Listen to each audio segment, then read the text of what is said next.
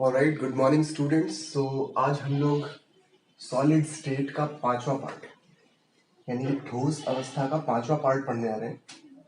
इससे पहले हम लोग ठोस कितने प्रकार के होते हैं, क्रिस्टलीय और अक्रिस्टलीय ठोस, एकक कोष्ठिका, क्रिस्टल जालक और निविड संकुलन यानी कि क्लोज्ड पैकिंग पढ़ चुके हैं। तो वो अगर आप नहीं जान पाए हो, अगर वो क्लास आपकी छूट गई हो तो नीचे डिस्क्रिप्शन में देख लीजिएगा। हालांकि लास्ट जो हमारा क्लास था वो था संकुलन यानी कि निविड संकुलन।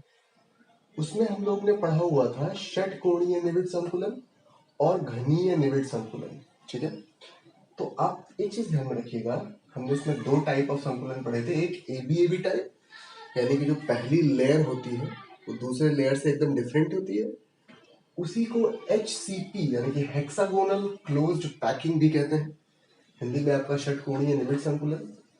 और दूसरा तरह का पैकिंग हमने पढ़ा था एबीसी एबीसी पैकिंग, यानी कि इसमें पहली लेयर, दूसरी लेयर और तीसरी लेयर, तीनों कंप्लीटली एक दूसरे से डिफरेंट। उसको हिंदी में बोलते थे हम घनीय निविड संकुलन, और साथ ही साथ इस तरह की पैकिंग को हम कहते हैं सीसीपी या फिर एफसीसी पैकिंग। तो आज हम लोग परमाणु त्रिज्या, घनीय क्रिस्टल जालक का घनत्व और संकुलन क्षमता, ये चीजें पढ़ने जा रहे हैं। मगर उससे पहले मैं चाहता हूं कि आप इस एक जो टेबल बना हुआ है यहाँ पर, इसको आप थोड़ा समझ लें और याद कर लें, क्योंकि इसका यूज हम न्यूमेरिकल्स यानी कि क्वेश्चंस को सॉल्व करने में करेंगे। तो ये वास्तव में दिया गया है, यहाँ पर आपकी एकक कोष्ठिका दी गई है। ये हम पहले ही पढ़ चुके हैं। जो लोग नहीं पता है इनको एकक कोष्ठिका क्या होती है, वो पुराना वीडियो देख सकते हैं। तो इसमें ये तीनों एकक कोष्ठिका दी गई है। आद्य एकक कोष्ठिका याद है, उसके कोने कोने पर केवल परमाणु होते थे। उसमें परमाणु की संख्या क्या होती है, एक एकक कोष्ठिका में हमें पता है एक होती है। इसकी परमाणु त्रिज्या का फॉर्मूला क्या होता है, a/2। ठीक है, संकुलन प्रभाज, पहले ये समझिएगा संकुलन प्रभाज क्या होता है। संकुलन का मतलब होता है पैकिंग और प्रभाज का मतलब होता है उसकी मात्रा। यानी कि इसको थोड़ा इस तरह से समझिए, जैसे मान लीजिए ये आपका एक बॉक्स है जिसके अंदर आपको परमाणु को फिट करना था, पैकिंग करना था उसका, और मैं यहाँ पर एक पैकिंग करके आपको दिखाता हूँ। एक ऐसे परमाणु को रख रहा हूँ, देखिएगा, ध्यान दिएगा थोड़ा। इसको हालांकि अभी हम डिटेल में पढ़ेंगे, मगर तब तक के लिए आपको समझाने के लिए मैं इसे बनाया गया। ठीक है, जैसे मान लिया हमने एक बॉक्स में इसको पूरी तरह से भर दिया है, लेकिन कायदे से अगर हम देखें तो इसको भरने के बाद भी इसमें कुछ जगह खाली है। जैसे कि आप यहाँ देखेंगे, ये जगह, ये जगह, ये जगह, आप देख पा रहे हैं ना, ये सारी जगह अभी भी भरी नहीं है। तो वास्तव में संकुलन प्रभाज क्या होता है, संकुलन प्रभाज हमें ये बताता है कि जो आपको वॉल्यूम यानी कि जो आपको आयतन दिया गया था उसका कितना भाग भरा है और कितना खाली है, तो वो यहाँ पर दिखा रहा है। यानी कि अगर आप एक कोशिका देखा जाए तो उसका 0.524 भाग यानी कि आधा भाग लगभग क्या होता है, भरा होता है और आधा खाली, और यही इसका प्रतिशत में निकाला गया। यानी कि अगर इस प्रकार से आद्य एकक कोशिकाओं से अगर मान लीजिए मिलकर कोई ठोस बना है तो उसका 52.4% भाग जो होता है भरा होता है, और आप अगर इसको घटा देंगे तो जो आपका रिमेनिंग्स आएगा उतना प्रतिशत भाग आपका जो होता है वो खाली होता है, यानी कि रिक्तियां होती है। सेम ऐसे यहाँ पर फलक केंद्रित एकक कोशिका है। इसमें आप जानते हैं परमाणु कहाँ पाए जाते हैं, कोनों पर और फलक के केंद्र में। और हमने इसको कैलकुलेट किया था कि एक एकक कोशिका में कुल कितने परमाणु आते हैं, 4। अगर ऐसे इस प्रकार के अगर एक ठोस में हम उनके जो परमाणु हैं उनकी अगर हम त्रिज्या, आप जानते हैं त्रिज्या, अगर हमें त्रिज्या निकालना हो तो फॉर्मूला क्या होगा, √3/2a। ठीक है, संकुलन प्रभाज आप देख ही रहे हैं। ऐसे ही ठीक आपका अंतः केंद्रित एकक कोशिका का भी निकालेंगे। तो ये आप नोट कीजिएगा, हम यहाँ से डिटेल से पढ़ेंगे कि त्रिज्या कैसे निकाली गई, संकुलन प्रभाज कैसे निकाला गया। क्रिस्टल का घनत्व, यानी कि हमें पता करना है कि किसी भी एकक कोशिका का घनत्व कितना होता है ना। ये क्वेश्चन हम बाद में सॉल्व करेंगे, मैंने लिख लिया है।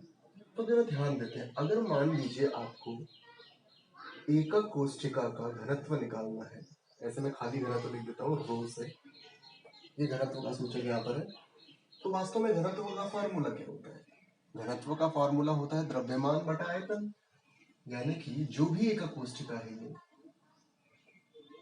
एकक कोशिका का द्रव्यमान बटा एकक कोशिका का आयतन। अब यहाँ पर क्लियरली मेंशन है कि ये क्या है, एक घन है। एकक कोशिका एक घनीय है, यानी कि वो एक इस तरह का क्यूब होगी।